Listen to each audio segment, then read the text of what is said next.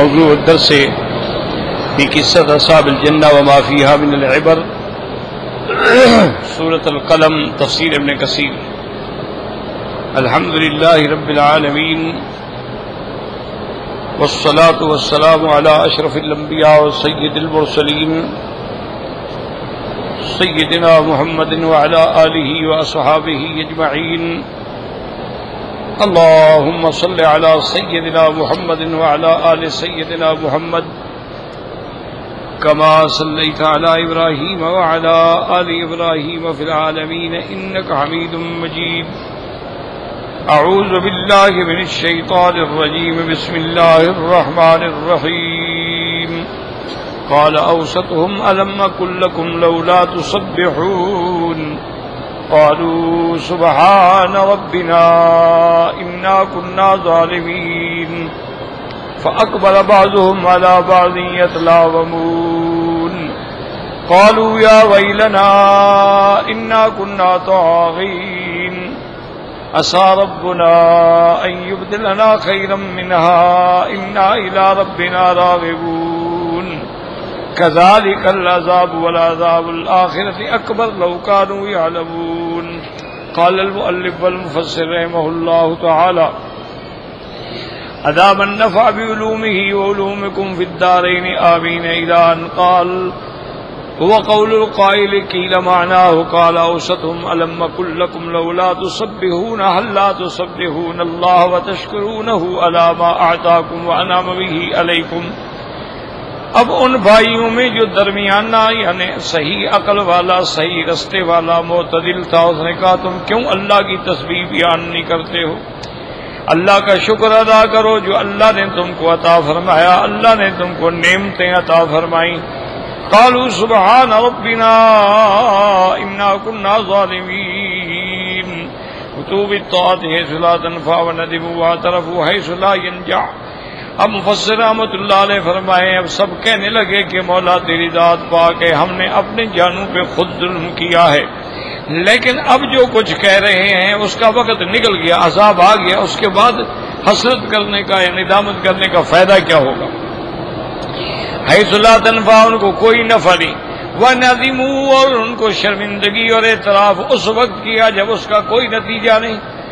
ولہذا قالوا انا كنا ظالمین فاقبل بعضهم على بعض يتلاومون اي يلوم بعضهم بعضا على ما كانوا اصروا عليه من منع المساكين من حق الجزاز فما كان جواب بعضهم لبعض الا الاعتراف بالخطيئة والذنب. کیا ہو رہا ہے؟ لا حول ولا قوة الا بالله، لا حول ولا قوة الا بالله. اب اس کے بعد قرآن پاک کہتے ہیں فاقبل بعضهم، وہ ایک دوسرے کو ملامت کرنے لگے کہ تم نے کہا تھا کہ مسکینوں کو روکو، مسکینوں کو نہ آنے دو. ان کے والد جب وقت آتا تھا کاٹنے کا تو مسکینوں کو خود بلاتے تھے. فما كان جواب بعضهم لبعض، اب پھر ایک دوسرے کو جواب یہی دیا کہ واقعی ہم سے غلطی ہوئی، ہم نے خطا کی، ہم نے گناہ کیا. قالوا يا ويلنا إنا كنا طاغين أي اعتدينا وبغينا وطغينا وجاوزنا الحد حتى أصابنا ما أصابنا. اب کہنے لگے کہ ہم نے، لازمی بات ہے کہ حد سے گزر گئے، ہم نے سرکشی کی، ہم تجاوز کر گئے، جس کا نتیجہ یہ نکلا کہ اللہ تبارک و تعالی نے دنیا میں ہمیں عذاب دے کے ہمارے باپ کو تباہ و برباد کر دیا. عسى ربنا أن يبدلنا خيرا منها إنا إلى ربنا راغبون. قيل ارغبوا في بدرها لهم في الدنيا وقيل احتسبوا ثوابها في الدار الآخرة والله أعلم. کہنے لگے کہ اب ہمارے پاس ہو تو ہم اس دنیا کے اندر بھی خرچ کریں گے، یا سوچنے لگے کہ اس مصیبت پر شاید اللہ تبارک و تعالی ہمیں آخرت میں ثواب عطا فرما دے. ثم قد ذكر بعض السلف ان هؤلاء كانوا من اهل اليمن. اب مفسر فرماتا ہے کہ بعض اسلاف نے یہی فرمایا ہے کہ یہ باغ والے لوگ جو تھے یمن کے علاقے کے تھے. قال سعید بن جبیر كانوا من قرية يقال لها ذروان على 6 اميال من صنعاء. حضرت سعید بن جبیر فرماتے ہیں کہ یہ صنعاء سے 6 میل دور ایک بستی تھی جس کا نام ذروان تھا. وقیل كانوا من اهل الحبشہ، بعض کہتے ہیں کہ نہیں یہ حبش کے رہنے والے تھے. وَكَانَ أَبُوهُمْ قَدْ خَلَّفَ لَهُمْ هَٰذِهِ الْجَنَّةَ وَكَانُوا مِنْ أَهْلِ الْكِتَابِ. ان کے والد نے ان کو میراث کے اندر یہ باغ چھوڑا تھا اور وہ اہل کتاب تھے.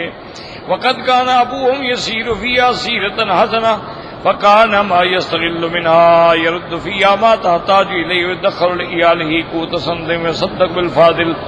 ان کا والد جو تھا اس کا بہت اچھا طریقہ تھا. وہ ہمیشہ یہ کرتا کہ جو اللہ اس کو فصل عطا فرماتے تھے ان میں سے جو محتاج ہوتے ان کو دیتا اور اپنے خرچ سال کا رکھنے کے بعد جو باقی بچتا سب خیرات کر دیتا. فلما مات ورثه قالوا. اب جب وہ فوت ہو گیا اور اولاد وارث بنی قالوا لقد كان ابونا احمق. کہنے کہ ہمارا باپ تو پاگل تھا ایسے سارا کچھ لٹاتا رہا لوگوں پر. اذ كان يوسف ينادي شيئا للفقراء ولو أنا منعناهم لتوفر ذلك علينا فلما عزموا على ذلك عوقبوا بنقيض قصدهم. اب کہنے لگے ہمارا والد باپ بے وقوف تھا. اگر ہم ان مسکینوں کو دینے کے بجائے وہ ساری چیز اپنے لیے بچائیں تو ہم سب کو اس کا زیادہ فائدہ ہوگا. لیکن جو انہوں نے سوچا تھا نتیجہ الٹا نکلا کہ اللہ نے اس باغ کو بھی برباد کر ڈالا. فَعَذَبَ اللَّهُ بِأَيْدِيهِمْ بِالْكُلِّيَّةِ رَأْسَ الْمَالِ. اب راس المال بھی گیا باغ بھی گیا. وَالرِّبَا وَالصَّدْقَةُ لَمْ يَبْقَ لَهُمْ شَيْئًا. اب نہ نفع رہا نہ صدقہ رہا نہ اصل مال رہا. قال اللہ تعالی كَذَلِكَ الْعَذَابُ أي هكذا عذاب من خالف امر الله وبخل ما آتاه الله انعم به عليه ونحق المسكين والفقير وذوي الحاجات وبدل نعمت الله كفرا.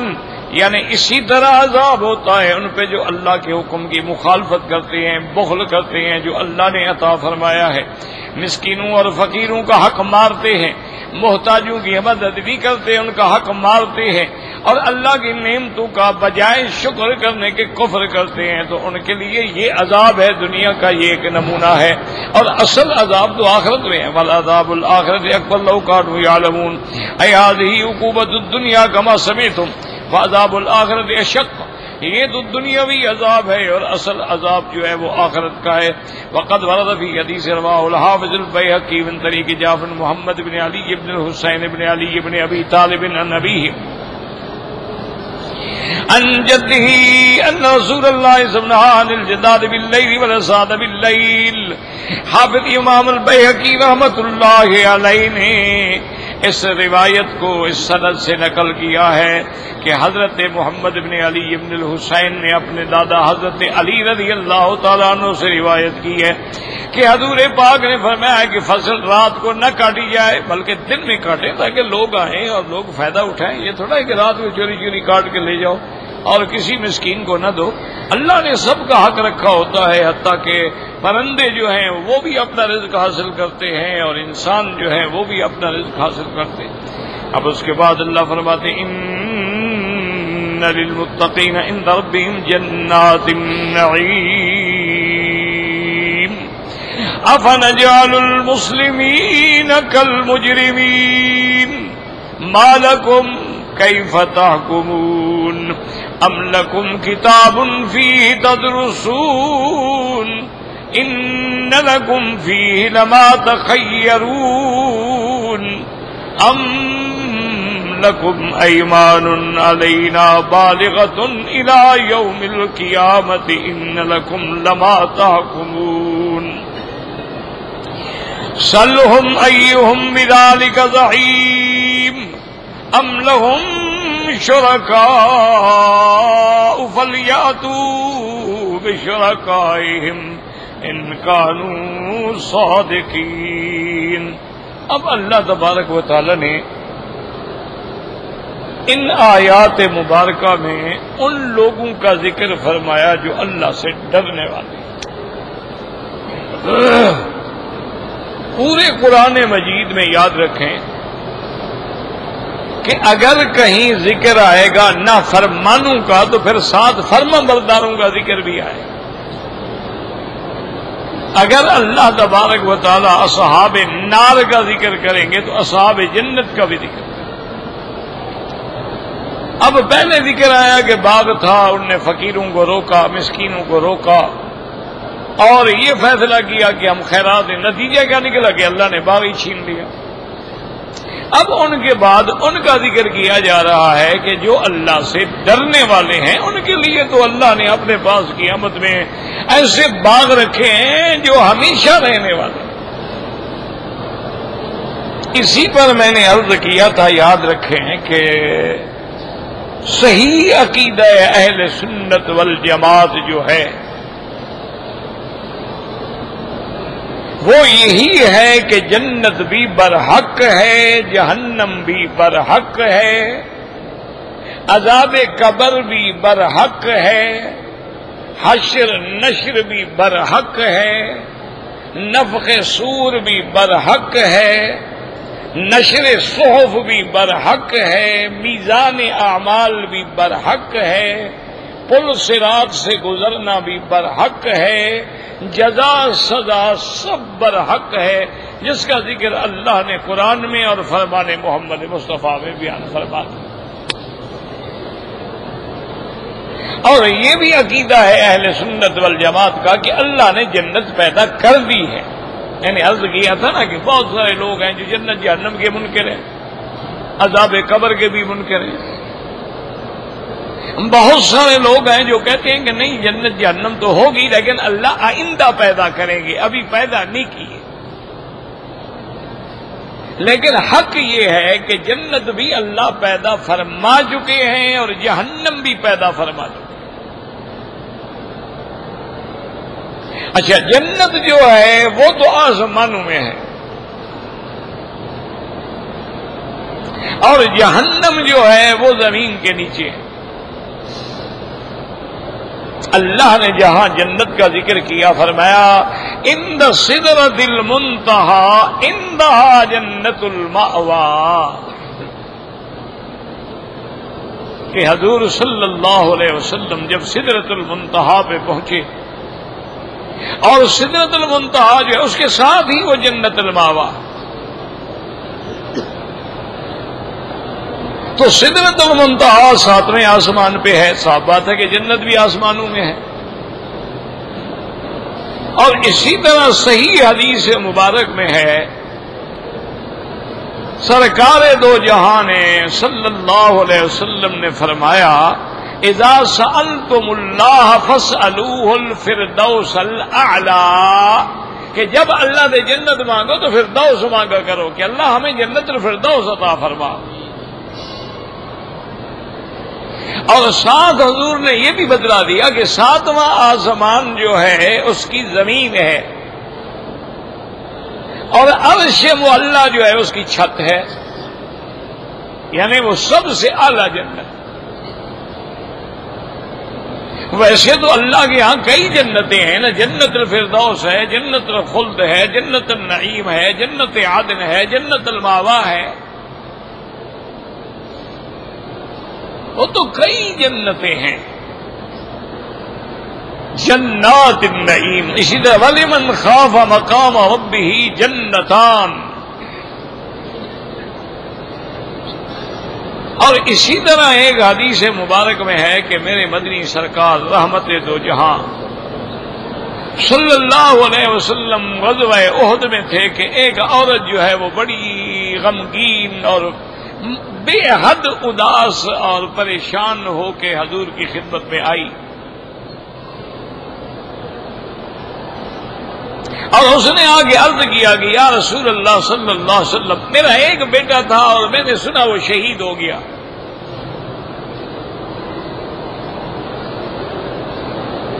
میں صرف یہ پوچھنے آئی ہوں کہ اللہ نے میرے بیٹے کی شہادت قربانی جو ہے وہ قبول فرما لی ہے یا نہیں؟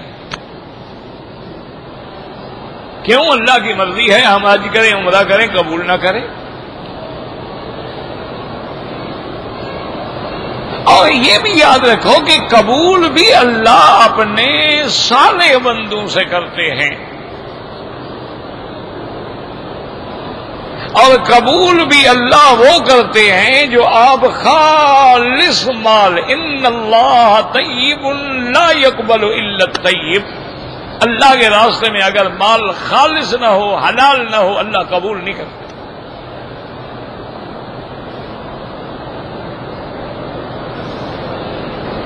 اور یہ واقعہ قرآن میں بھی موجود ہے کہ جب حابیل اور قابیل نے، دونوں بھائی تھے، آدم علیہ السلام کی اولاد تھے،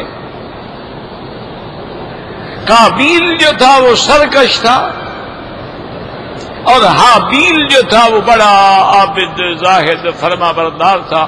کہنے لگے اچھا ایسا کرتے ہیں کہ بھئی ہم دونوں خیرات کرتے ہیں، دیکھتے ہیں کہ کس کی خیرات قبول ہوتی ہے اور کس کی قبول نہیں ہوتی. جس کی قبول ہوگی اس کا معنی وہ اللہ کے شان والا ہے.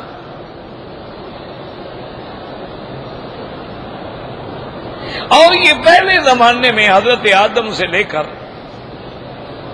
ابتدائی دور میں خیرات کا طریقہ ہی یہ ہوتا تھا کہ آپ نے خیرات کرنی ہے، کوئی بکرا ہے، کوئی چاول ہے، کچھ ہے، وہ جا کے ایک اونچے مقام پہ رکھ دیتے تھے اور اللہ آگ بھیجتے تھے. اگر اس کو آگ آگے جلا دے مانا اللہ نے قبول کر لیا، اور اگر وہ تمہارا رکھا ہوا اسی طرح پڑا رہ گیا اس کا معنی ہے کہ اللہ نے قبول نہیں کیا، مردود ہو گیا. یہ تو شکر کرو کہ اللہ نے رحمت دو جہاں کی وجہ سے ہمارے پردے رکھ لیے ہیں، رحمت للعالمین کی وجہ سے اللہ نے حضور کی امت میں ستر رکھ دیا ہے. اب ہم خیرات کر رہے ہیں، عمرہ کر رہے ہیں، قبول ہے نہیں قبول ہے، پردہ تو ہے نا، کسی کو پتہ تو نہیں ہے. پہلے تو واضح ہو جاتا تھا بھی قبول ہے ٹھیک ہے، نہیں ہے تو پڑا ہے.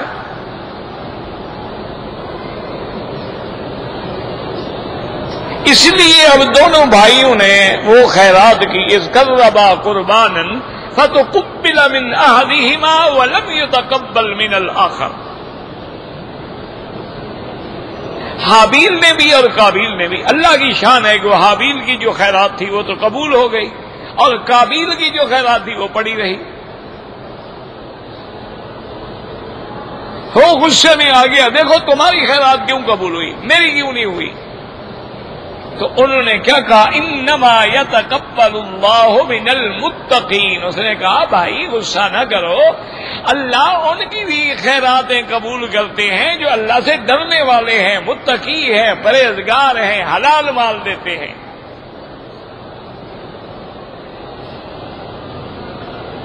اگر مال حرام ہے اس کا کوئی ثواب نہیں ہوتا.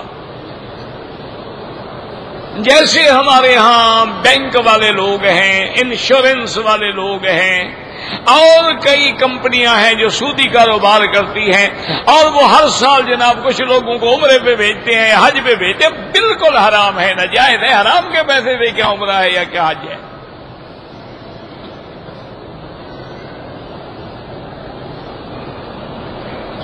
لیکن ایک رواج ہے، ہر آدمی آ رہا ہے، جا رہا ہے، چل رہا ہے. اور اسی طرح یہ بھی یاد رکھ لیں، مسائل سمجھ لیں. چند دنوں کے لیے آپ آئے ہیں تو اللہ کے دین کو سمجھنے کی کوشش کریں. اگر جیسے بینک والے مسجدیں بنا دیتے ہیں، بڑی بڑی خوبصورت مسجدیں، انشورنس کمپنیاں مسجدیں بنا دیتی ہیں، سودی ادارے جو ہیں وہ مسجدیں بنا، اس مسجد میں نماز پڑھنا بھی ناجائز ہے.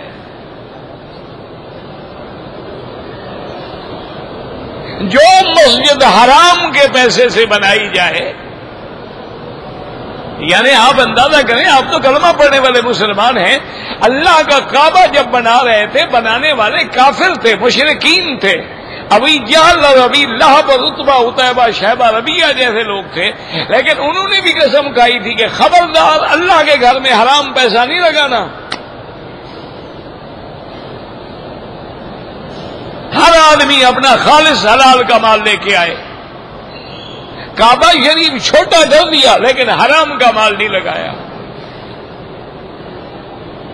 اور جب ہماری پوری مسجد ہی سود سے بنی ہے، پوری مسجد ہی انشورنس کے کمپنیوں کے نفع، اچھا اس میں تو صرف سود ہے، انشورنس جو ہے اس میں سود بھی ہے اور جوا بھی ہے، یعنی وہ ڈبل حرام ہے. بینک میں تو سود حرام ہے نا، ربا حرام ہے، اس میں تو دونوں چیزیں ہیں، قمار بھی ہے اور سود بھی ہے. جوا کیسے ہے؟ آپ نے 10 لاکھ کی پالیسی بنائی، آپ نے ابھی 3 قسطیں جمع کرائی ہیں، حادثہ ہو گیا، آپ کو 10 لاکھ دے گا انشورنس کمپنی کے نہیں دے گی؟ تو جوا کیا ہوتا ہے؟ 100 روپیہ ڈالو 1000 آ جائے، جوا اسی کو تو کہتے ہیں۔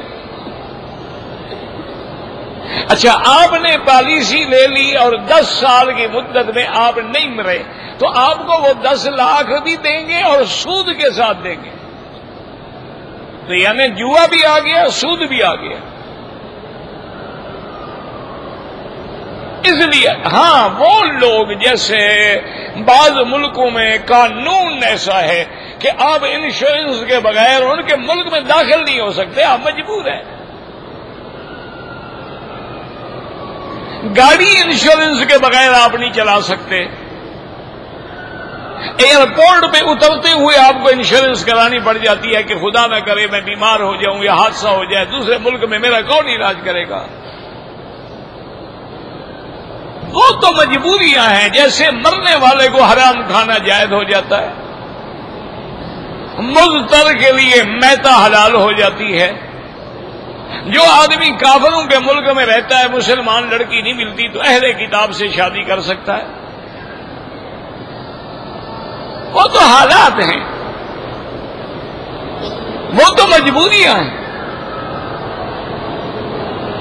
تو اس لیے ہمیشہ یاد رکھیں کہ اللہ تبارک و تعالیٰ کے ہاں قبول ہونے کے لیے یہ شرط ہے کہ مال حلال ہو، اور صحیح حدیث ہے میرے مدنی محمد مصطفیٰ کی رحمت دو جہاں صلی اللہ علیہ وسلم نے فرمایا کہ جب تم ایک کھجور کا دانہ دیتے ہو نا خیرات میں، ایک دانہ کھجور کا، اللہ اس کو لیتے ہیں، قبول فرماتے ہیں اور پھر اس کو بڑھاتے ہیں حتیٰ کہ وہ جبل احد کے برابر ہو جاتا ہے، پھر تمہیں ثواب دیتے ہیں۔ شرط یہ ہے کہ وہ حلال ہو، کیونکہ اللہ خود پاک ہے، وہ ناپاک چیز کو کیسے قبول فرمائے؟ اللہ کی ذات جو ہے وہ تو پاک ہے، ہر صفت نقصان سے پاک ہے۔ جب وہ پاک ہے تو پاک چیز کو قبول کرے گا نا۔ حتیٰ کہ دنیا میں دیکھ لو، الطیبات للطیبین، پاک مرد پاک عورتوں کے لیے ہوتے ہیں اور گندے مرد گندی عورتوں کے لیے ہوتے ہیں۔ یہ بھی مسئلہ سمجھ لو کہ الطیبات للطیبین والخبیثات للخبیثین جو ہے، حالانکہ کبھی ایسا بھی ہوتا ہے کہ گندے آدمی کے گھر میں اچھی بیوی ہوتی ہے، کہ آدمی شرابی ہے، کبابی ہے، لڑکی بیوی بیچاری جو ہے وہ نمازی ہے، قرآن پڑھتی ہے۔ اچھا، کبھی ایسا بھی ہوتا ہے کہ مرد بہت اچھا ہے، گھر میں بیوی گندی آ گئی، تو پھر یہ کیا معنی ہوا کہ برے مرد بری عورتوں کے لیے اور اچھے مرد اچھے عورت؟ معنی یہ ہے کہ اغلباً یہی ہوتا ہے کہ اچھا مرد اچھی لڑکی ڈھونڈتا ہے، اچھی لڑکی اچھا مرد ڈھونڈتی ہے، لیکن کبھی کبھی ایسے بھی ہو جاتا ہے، امتحان ہے اللہ کا۔ ورنہ جو طبعاً خواہش ہے، الزانی لا ينکح الا زانیۃ، جو زانی مرد ہے وہ زانیہ تلاش کرے گا، جو اس کے ساتھ عیاشی کر سکے، اس کا ساتھ دے سکے، اس کے ساتھ جناب ڈش دیکھنے کے بعد سارے طریقے اپنائے۔ والزانیۃ لا ينکحها الا زان، اور زانیہ عورت بھی زانی مرد کو ڈھونڈتی ہے، لیکن کبھی کبھی الٹ بھی ہو جاتا ہے۔ بہت سارے صالحین کے گھر میں غلط عورتیں آ گئی، فرعون کے گھر میں بی بی آسیہ آ گئی، حضرت نوح علیہ السلام کے گھر میں بی بی کافرہ آ گئی، لوط علیہ السلام کے گھر میں بی بی کافرہ آ گئی۔ یہ بھی ہوتا ہے، یہ بھی ایک امتحان ہے اللہ کی طرف سے۔ تو اس لیے ہمیشہ یاد رکھیں کہ جنت برحق ہے اور آسمانوں میں ہے، اور جہنم برحق ہے اور زمینوں میں ہے۔ ایک حدیث مبارک میں یہ بھی آتا ہے کہ میرے آقا نے، آقا دو جہاں نے ارشاد فرمایا کہ ان تحت البحر نارن، کہ یہ جو سمندر ہے نا ان کے نیچے آگ ہے. اسی طرح قرآن میں بھی آتا ہے اذا البحار سجرت. اللہ فرماتی ہے کہ جب دریا دہکا دیے جائیں گے. کیا مانا؟ یاد رکھو کہ جہنم جو ہے وہ نیچے ہے، اس کے اوپر ایک غلاف ہے، غلاف حجری، یعنی ایک جیسے آپ سیمنٹ کی آپ کسی چھت ڈال دیتے ہیں نا، تو اس کے اوپر اللہ نے اپنی قدرت سے غلاف حجری رکھا ہوا ہے، اس کے اندر کوئی چیز داخل نہیں ہو سکتی. یہ جتنی آج کل جدید ڈرلنگ ہو رہی ہے، سمندروں میں ہو رہی ہے، مائنز کھودے جا رہے ہیں، 4-4 6-6 میل نیچے تک کھدائی کرتے ہیں، لیکن اس حد سے آگے نہیں جا سکتے. وہاں جا کے ان کی ساری مشینیں فیل ہو جاتی ہیں. وہ ایک مقام ہے، ایک حد ہے. اچھا اب جب قیامت کا وقت آ جائے گا تو وہ غلاف ہٹ جائے گا، تو نیچے سے آگ ظاہر ہوگی، اوپر سے سورج اور چاند کو بھی سمندر میں ڈال دیا جائے گا، اور اس پہ اللہ ہوائے دبور بھیجیں گے جو آگے اس کو بھڑکائے گی، تو اب سارے سمندر جو ہے وہ آگ بن کے دہک جائیں گے. اسی لیے حضرت عبداللہ ابن عمر رضی اللہ تعالی عنہما سمندر کے پانی سے وضو نہیں فرماتے تھے، حالانکہ پانی ہے. ان کا اجتہاد ہے، صحابہ کے اجتہادات ہیں، بی بی عائشہ کے کئی اجتہادات ہیں، سیدنا امیر معاویہ کے کئی اجتہادات، مجتہد تھے، صحابہ تھے. تو حضرت عبداللہ ابن عمر جو ہے وضو نہیں فرماتے تھے، تو سارے ساتھی کہتے حضرت پانی تو ہے نا، پانی جب موجود ہے تو وضو فرما لے. فرماتے بھی حضور نے فرمایا تھا نا کہ اس کے نیچے آگ ہے، تو میں آگ والے پانی سے کیوں وضو کروں؟ میں کیوں جہنم کے پانی سے وضو کروں؟ اسی لیے حضور نے منع فرمایا ہے کہ سمندر کا سفر نہ کرو. آپ نے فرمایا کہ سمندر کا سفر ناجائز ہے الا لغاز او حاج او معتمر او متعلم. ہاں اگر حج کے لیے سفر کرنا ہے، عمرے کے لیے کرنا ہے، یا کسی نے علم حاصل کرنے کے لیے کرنا ہے، یا کسی نے تجارت کے لیے کرنا ہے تو مجبوری ہے، ورنہ سیر وغیرہ کے لیے نہ کرو.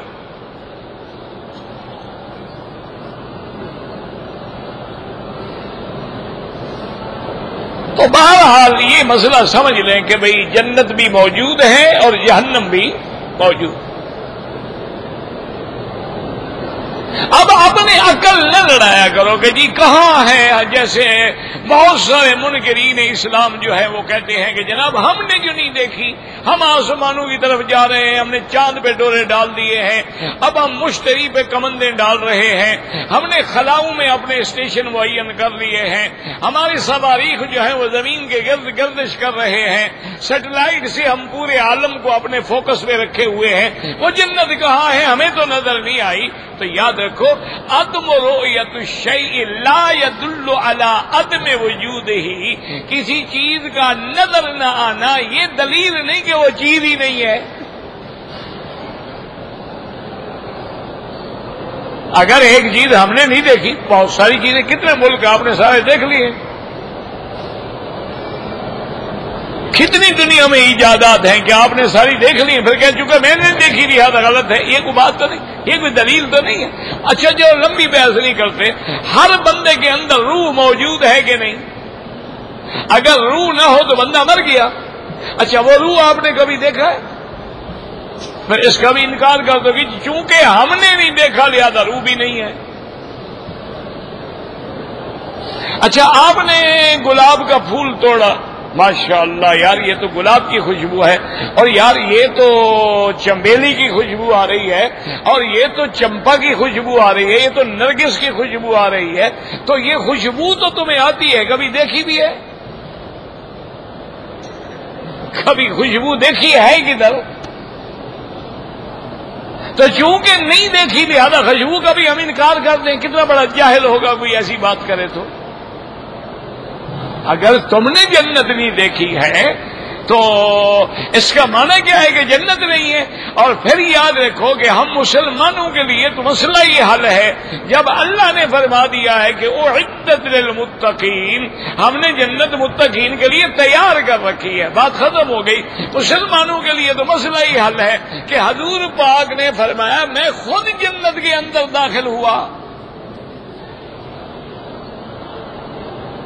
اور وہاں میں نے ایک محل دیکھا جو سفید موتیوں کا بنا ہوا تھا، تو میں نے حضرت جبریل سے پوچھا کہ جبریل یہ تو بڑا خوبصورت محل ہے، کس کا ہے؟ تو اس نے کہا یا رسول اللہ، شوق بڑھانے کے لیے اس نے کہا یا رسول اللہ رجل من قریش، قریش کا ایک آدمی ہے، یہ اس کا ہے۔ حضور نے فرمایا اللہ کے بندے میں بھی تو قریشی ہوں۔ اس نے کہا نہیں یا رسول اللہ یہ آپ کا نہیں، یہ آپ کے غلام عمر کا ہے، آپ کا تو محل ہی الگ ہے، مقام ہی الگ ہے، یہ تو خادم کا محل ہے، یہ تو غلام کا محل ہے۔ حضور فرماتی ہے میرا دل چاہا کہ میں محل میں جاؤں، داخل ہو کے اندر بھی دیکھوں کہ اللہ نے موتیوں کا کیسا محل بنایا ہے، لیکن آپ نے فرمایا عمر میں نے اس کے دروازے پہ سیڑھیوں پہ ایک عورت کو دیکھا بیٹھی ہوئی وضو کر رہی ہے، تو میں تیری غیرت کو سامنے رکھتے ہوئے نہیں گیا، میں نے کہا عمر کو تکلیف ہوگی کہ میں ان کے گھر میں گیا اور عورت بیٹھی ہوئی تھی۔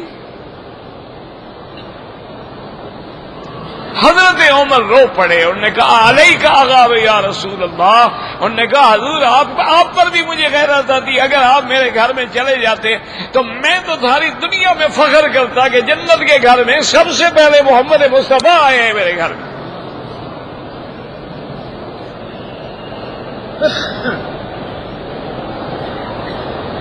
تو جب حضور نے فرما دیا کہ میں جنت میں گیا ہوں، میں نے جنت میں حضرت بلال کے چلنے کی آوازیں سنی ہیں، اور پھر حضور نے حضرت بلال سے خود پوچھا کہ بلال تمہارا کون سا ایسا عمل ہے کہ تم پہلے جنت میں پہنچے ہوئے تھے؟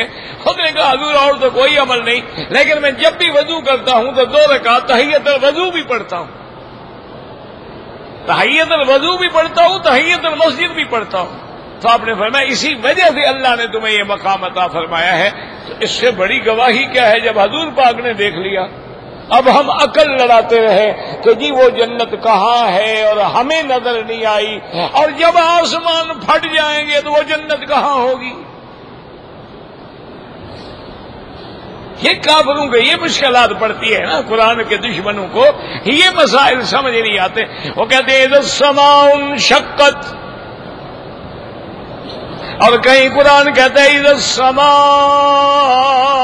انفطرت، اور کہیں قرآن نے فرمایا والسماء منفطر به، اور کہیں قرآن میں آتا ہے یوم تشقق السماء بالغمام ونزل الملائکۃ تنزیلا،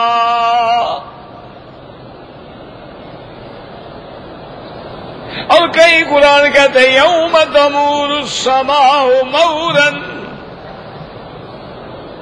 اور کہیں قرآن کہتا ہے والسماوات مطویات بیمینہ، تو اللہ کا قرآن کہتا ہے آسمان پھٹ جائیں گے، آسمان لپیٹ دیے جائیں گے، آسمان ریزہ ہو جائیں گے۔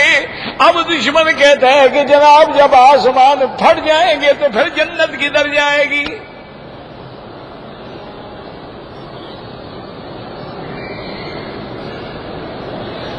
اللہ اکبر۔ سیدنا عمر سے کہہ دو رضی اللہ عنہ، ایک یہودی نے پوچھا کہ عمر جب آسمان پھٹ جائیں گے فرشتے کدھر جائیں گے، جنت کدھر جائیں گی؟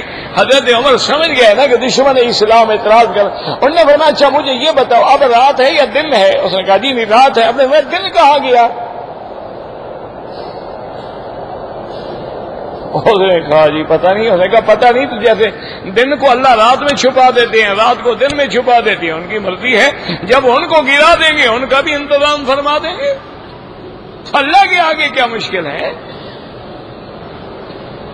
اللہ کے آگے کیا مشکلات ہیں؟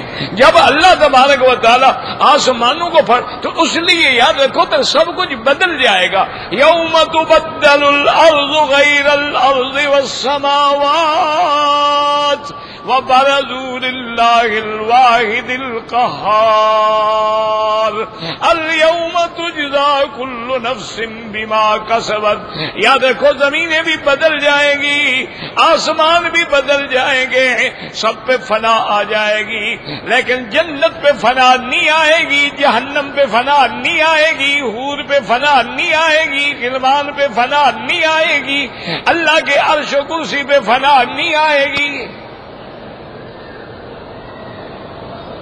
یہ چیزیں باقی رہیں گی. تو پھر کیا معنی ہوا؟ کل من علیہا فان. اللہ فرماتے ہر چیز پہ فنا ہے. تو علماء نے فرمایا نے ہر چیز قابل فنا ہے. اللہ فنا کرنا چاہے تو فنا کر سکتے ہیں، لیکن نہ کریں تو ان کی مرضی ہے. فَنُفِخَ فِي الصُّورِ فَصَعِقَ مَن فِي السَّمَاوَاتِ وَمَن فِي الْأَرْضِ إِلَّا مَن شَاءَ اللَّهُ. جب سور پھونکا جائے گا ساری دنیا مدہوش ہو کے بے ہوش ہو کے ختم ہو کے مر جائے گی، لیکن جن کو اللہ چاہے نہ مارے، اس کی مرضی ہے. اس لیے فرمایا کہ ان للمتقین عند ربهم جنات النعیم. اللہم ارزقنا الفردوس الاعلی. یا اللہ ہر کلمے پڑھنے والے کو جنت نصیب فرما، اور جو زندہ ہیں ان کی ہدایت کے فیصلے فرما.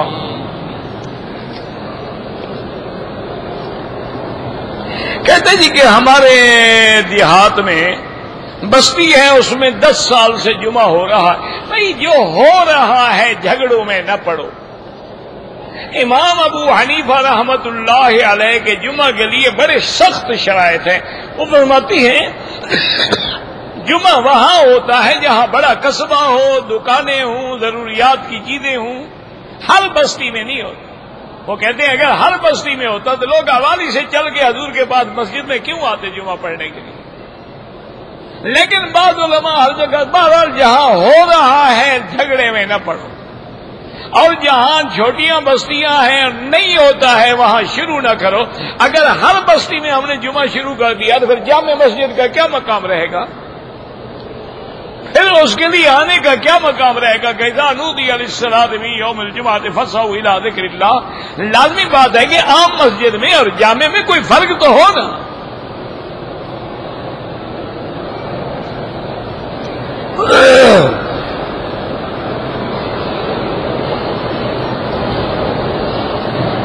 کہتے جی بعض لوگ کہتے ہیں تم خدا کے پچھاوڑے رہتے ہو. مجھے نہیں پتا کہ خدا کا تو کوئی پچھاوڑا نہیں ہوتا. خدا کا مقام تو عرش اولا ہے.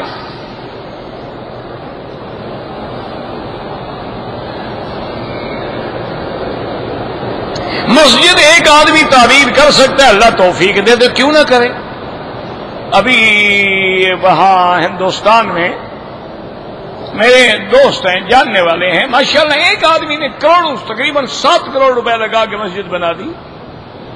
ایک آدمی نے. اللہ توفیق دے. جس کے اصل بات یہ ہے نا جی کہ رب راضی ہو تو اپنا گھر بنانے دینا. آپ ناراض ہوں تو بھائی کو بھی گھر میں نہیں آنے دیتے تو خدا کیسے آنے دے گا؟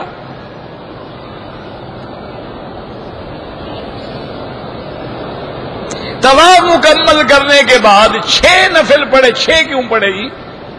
ایک طواف کے 2 رکعت، اور نفل نہیں ہے خدا کے بندے، وہ واجب الطواف ہے. بس زبان پہ چڑھ گیا ہے نفل نفل نفل بس. اگر ایک پلاٹ ہم نے لیا ہے تو ہم نے گھر بنانا ہے تو زکوٰۃ نہیں ہے. اگر تم نے تجارتی طور پہ لیا ہے کہ جب مہنگا ہوگا بیچوں گا تو ہر سال زکوٰۃ دینی ہوگی.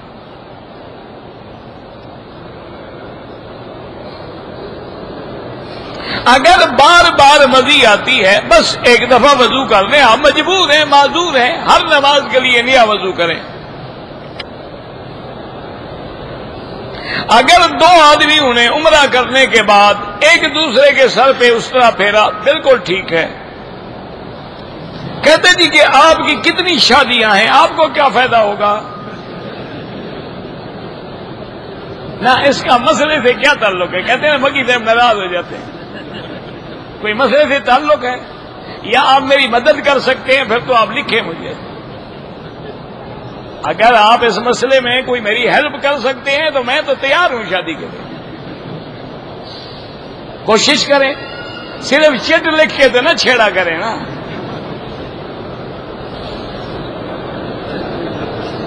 میرے کاروبار میں کرتا ہوں شیعہ کے ساتھ، نہیں کاروبار تو اللہ کے بندے یہودی کے ساتھ بھی جائز ہے۔ یہ ساری دنیا میں جو کاروبار ہو رہا ہے مسلمانوں کے ساتھ ہو رہا ہے، سارا کافروں کے ساتھ کاروبار ہے۔ یہ مکے مدینے میں جو آپ ماشاءاللہ بپسی کولا پی رہے ہیں، یہ کس کا ہے؟ کافروں کا تو ہے۔ یہاں تو صرف پانی ڈالتے ہو نا، میٹیریل تو وہ بیچتے ہیں۔ یہ جتنے برگر کھا رہے ہو، پیزے کھا رہے ہو ماشاءاللہ، میکڈونلڈ کے اور KFC، سارے یہودیوں کا مال ہے۔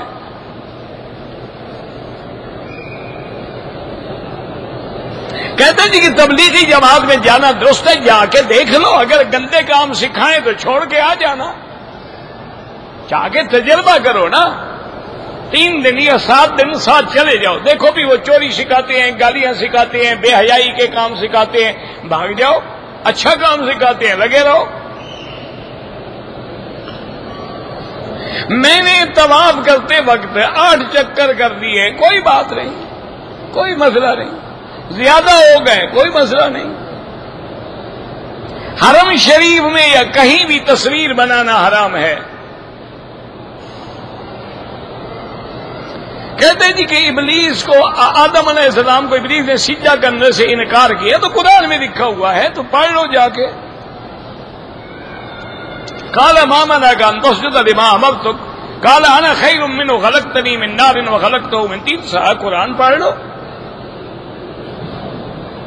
عمرہ کرنے کے بعد طواف الوداع واجب نہیں ہے، لیکن افضل یہ ہے کہ طواف الوداع کیا جائے، چونکہ ایک حدیث میں لفظ مطلق ہے ان یکون آخر العہد بالبیت الطواف۔ ویسے بھی فائدہ ہے یار، کیا پتہ ہے موت ہے زندگی ہے، پھر طواف نصیب بھی ہوگا نہیں ہوگا۔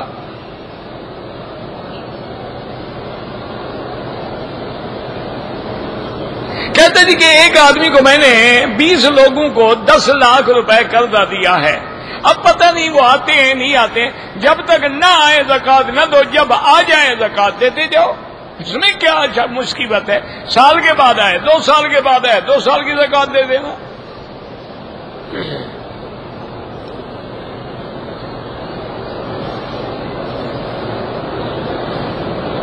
کہتے جی کہ مولانا خالد سیف اللہ صاحب جو ہیں انڈیا کے بہت بڑے، ہاں بالکل میرے دوست ہیں، بھائی ہیں، باقی وہ عالم بھی ہیں، مفتی بھی ہیں، انہوں نے کہا پرفیوم جائز ہے، بالکل جائز ہے، تو سارے علماء نے اب فتویٰ دے دیا ہے کہ پرفیوم استعمال کرنا جائز ہے۔ عزیمت یہ ہے، احتیاط یہ ہے کہ آپ نہ کریں، جائز ہے، کیونکہ وہ الکوہل نہیں رہتا، وہ اڑ جاتا ہے، اور الکوہل بدل جاتا ہے، اپنی اصلی حیت میں نہیں ہوتا۔ تو جب کوئی چیز بدل جائے تو اس کا حکم بھی بدل جائے گا۔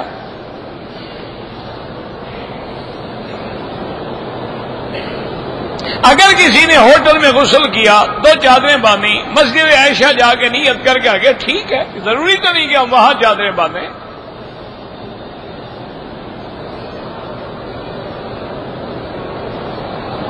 میں نے 3 عمرے کیے ہیں، اب مدینہ منورہ جا رہا ہوں، تو اصل تو مدینے کا عمرہ ہے، وہ میقات ہے، اور میقات بھی ایسا ہے جہاں سے خود آمنہ کے لال نے عمرہ کیا ہے۔ مدینے کا عمرہ تو کبھی نہ چھوڑا کرو، کسی حال میں بھی۔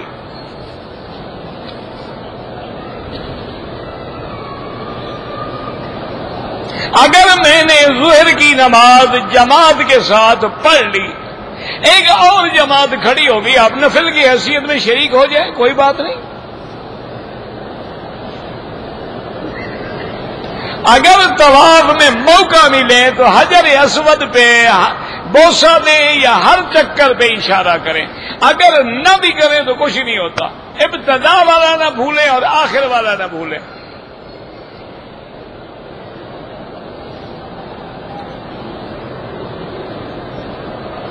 مسجد عائشہ سے عمرہ ہو جاتا ہے، بالکل ہو جاتا ہے۔ نماز جنازہ میں احناف کے نزدیک سورۃ فاتحہ نہیں ہے، اس میں تسبیح ہے، درود ہے اور دعا ہے۔ اگر ہم مکے میں کام کرتے ہیں، چھٹی پہ انڈیا جاتے ہیں، واپسی میں عمرہ لازم ہے، تم تو اور ڈبل شکریہ کا ادا کرو عمرہ کہ اللہ مفت میں تمہارے ہو اور مفت میں تیرا عمرہ ہو گیا۔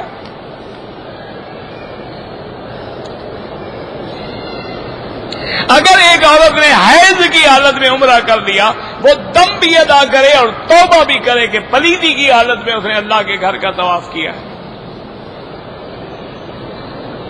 اگر ہم مشینری ہیں یا کوئی چیز قسطوں پہ دیں، وہ جائز ہے، کوئی منع نہیں۔ ایک آدمی نے اپنی بیوی کو 3 طلاقیں کٹھی ایک وقت میں دے دی ہیں، حنفی مسلک میں وہ 3 ہیں اور کوئی گنجائش نہیں۔ وہ کہتے ہیں ایک جگہ کھڑے ہو کے 3 تھپڑ مارو تو ایک شمار ہوتا ہے، 3 ہی ہوتی ہے۔ تکلیف کے بغیر گزارا ہی نہیں ہے، اسی لیے تو 5 دفعہ ہم نماز پڑھتے ہیں امام کے پیچھے، ورنہ صرف نماز کا ہی اللہ حکم دے دیتے۔ امام کے پیچھے کھڑے ہو کے نماز کا معنی یہی ہے کہ ہم سیکھیں کہ امام کے حکم پہ چلنا ہے۔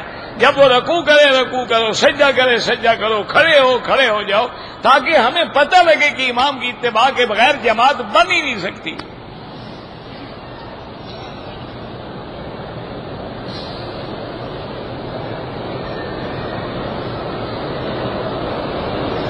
کہتے جی کہ ہمارے ایک دوست ہیں بنگلہ دیش کے ہیں، وہ حضور کے والدین کے بارے میں وہ جو کہتے ہیں وہ جانے، ہم تو یہی سمجھتے ہیں کہ افضل یہ ہے خاموش رہو۔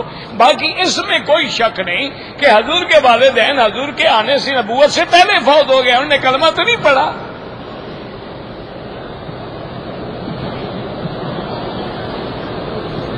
اگر عمرے کے بعد ہم اپنے بال خود کاٹ لیں، ابلیس کا اصل نام کیا ہے؟ جب تمہیں ملے تو پوچھ لینا، میرے تو تعلقات نہیں ہے اسے۔ قرآن کہہ رہا ہے ابلیس، پھر اصل نام کیا ہوا؟ کوئی عقل ہے؟ قال یا ابلیس ما منعک ان تسجد اذ امرتک، اللہ اس کا نام ابلیس ہے، اس کا اصل نام اور ہے، اللہ اور لے رہا ہے۔ یعنی کوئی جاہل فارغ بیٹھے ہیں کہ کچھ پوچھنا ہے بس۔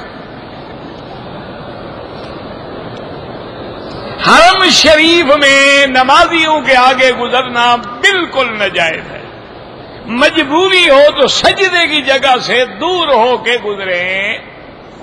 سٹاک ایکسچینج کا کاروبار جو ہے مجھے نہیں پتا اس کے بارے میں جانتا ہی نہیں کہ وہ کاروبار کیا ہے۔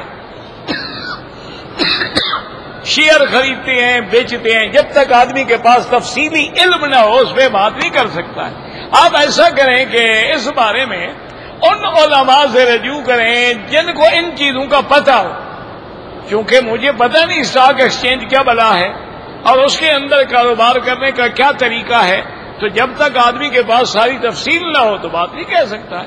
بہرحال علماء موجود ہیں ہر جگہ، جہاں جہاں اسٹاک ایکسچینج ہے وہاں جا کے پوچھ لیں، یا یہاں دارالافتاء سے رجوع کر لیں، وہ بھی آپ کو فتویٰ دے دیں گے۔ واللہ اعلم۔ ربنا تقبل منا انك انت السميع العليم وتب علينا انك انت التواب الرحيم. اللهم اجعل لنا وللمسلمين من كل هم فرجا ومن كل ضيق مخرجا ومن كل بلاء عافيا. يا سلام يا سلام يا شافي اللهم اذهب الباس رب الناس اشف انت شافي لا شفاء الا شفاؤك شفاؤك لا يغادر سقما. اللهم اشفنا واشف مرضانا مرضى من اوصانا واستوصانا ومرضى المسلمين. اللهم اشفنا واشف مرضانا وارحم موتانا واستجب دعاءنا ولا تخيب رجاءنا برحمتك يا ارحم الراحمين. یا اللہ عالم اسلام کی عزت غلبے کا فیصلہ فرما، یا اللہ کفار کی ذلت میں شکست کا فیصلہ فرما، یا اللہ بلاد اسلامیہ کی حفاظت فرما، یا اللہ اس بلد الامین کو قیامت تک ہر فتنے سے محفوظ فرما، یا اللہ بیماروں کو شفا عطا فرما، بے حیاؤں کو حیا عطا فرما، بے دینوں کو دین عطا فرما، بے اولادوں کو اولاد عطا فرما، جن کی اولادیں ہیں ان کو صالح بنا، بے روزگاروں کو روزگار عطا فرما، قرض داروں کے قرض عطا فرما، یا اللہ ہمیں مانگنا بھی نہیں آتا بغیر مانگے عطا فرما، یا اللہ جتنے دین کے مدارس ہیں، مساجد ہیں، معاہد ہیں، معاود ہیں، سب کی حفاظت فرما. ربنا تقبل منا انك انت السميع العليم وتب علينا انك انت التواب الرحيم. وصلى الله تعالى على خير خلقه سيدنا محمد وعلى اله وصحبه اجمعين. اللهم صل على سيدنا محمد وعلى ال سيدنا محمد وبارك وسلم.